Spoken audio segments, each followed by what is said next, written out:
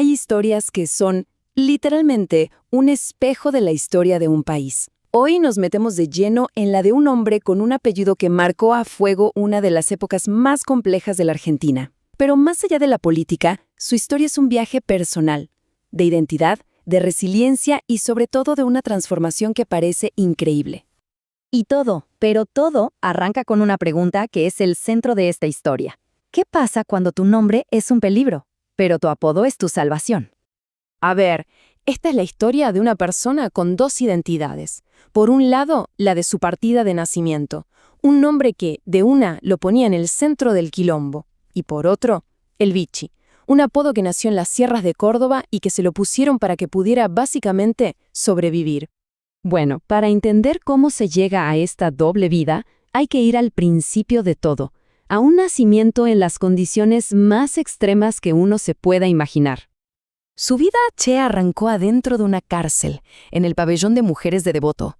Y ojo, no era un bebé más, era el hijo del jefe de montoneros. Su sola existencia era un riesgo gigante, una posible pieza de cambio, un rehén en manos de la dictadura. Imagínate esto. Tenía apenas 6 meses y ya había pasado la mitad de su vida en una incubadora dentro de la cárcel. Para protegerlo, lo sacaron de ahí en secreto.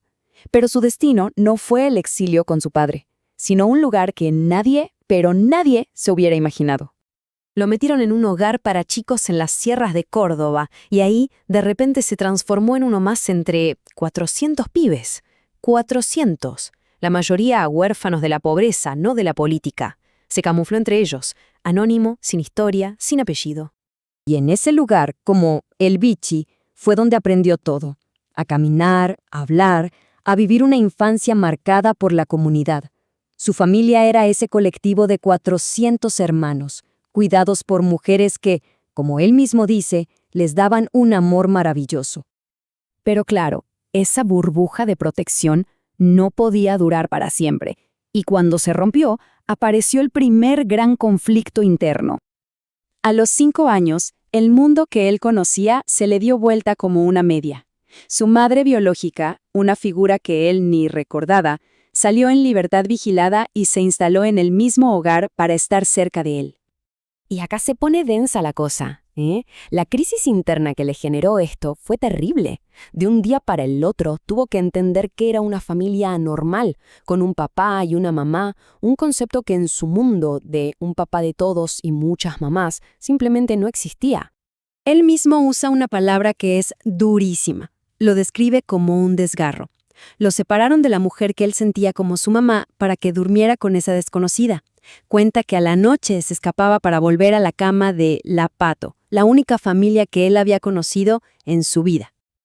Pasan los años. Él crece, se va del país, pero el recuerdo de ese refugio, de las sierras, lo iba a llamar de vuelta. Y con una fuerza increíble. Después de vivir años en España, de formar una familia allá, pegó un volantazo. El recuerdo del aire puro de la sierra fue más fuerte. No quería para sus hijos una adolescencia en medio de lo que él sentía como una cultura juvenil tóxica. Y acá la historia, mamita querida, el giro que pega. La plata que le dan como reparación por haber nacido en cautiverio, ¿qué hace con esa guita? ¿La usa para comprarse una casa y construir un futuro? En el mismo lugar que fue su refugio. Es que el círculo se cierra de una manera perfecta. Bueno, llegamos a este punto. Y la pregunta es, ¿qué se hace con una historia así? Con una vida con tantas marcas. Él eligió un camino muy claro, transformarla. En vez de andar por la vida con esa mochila pesadísima, él le da la vuelta. Lo ve como un privilegio, algo que alimenta todo lo que hace hoy. Porque como dice él, no elegimos dónde, cómo ni con quién nacemos, pero sí elegimos qué carajo hacer con eso que nos tocó. Y su laburo de hoy es el reflejo exacto de esa idea. Toda esa experiencia de haberse criado entre los excluidos la vuelca en una vocación de servicio. Le dio una sensibilidad social que, como él mismo dice, no es un discurso. La tiene en la piel.